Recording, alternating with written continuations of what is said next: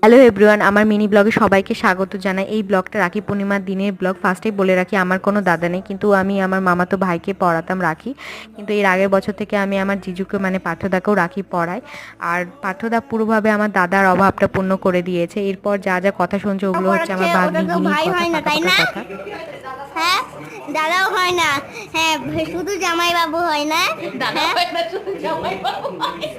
আমার মায়ের বর। এরপর ও আমাকে বলল যে ও আমাকে রাখি পরাবে। তো ও আমাকে রাখি পরাতে চলে এসেছে, আর আমি ওকে বলছি তুই বাঁধতে পারিস? তো বলছে হ্যাঁ বাঁধতে পারি। তো কোনো রকম করে বাঁধলো, দিয়ে তারপরে মিষ্টি খাওয়ানোর নাম করে আমার সাথে বদমাশি করছিল। এদিকে বলছে তোমাকে খাওয়াবো, দিয়ে ও নিজেই খেয়ে নিচ্ছিল, দেন আমাকে খাওয়ালো শেষে। আর ওই দিন আমি বাড়িও চলে আসছিলাম, তো চকলেট টকলেট খেয়ে তারপরে আমি বাসে উঠে গেছিলাম। আর বাড়িতে এসে আমার আবার দুটা ভাই আছে, গনশু আর গপু, ওরাও বসেছিল আমার হাতে রাখি পরবে বলে। তো ওদেরকে পরিয়ে টরিয়ে নিলাম। দেন আজকে মিনি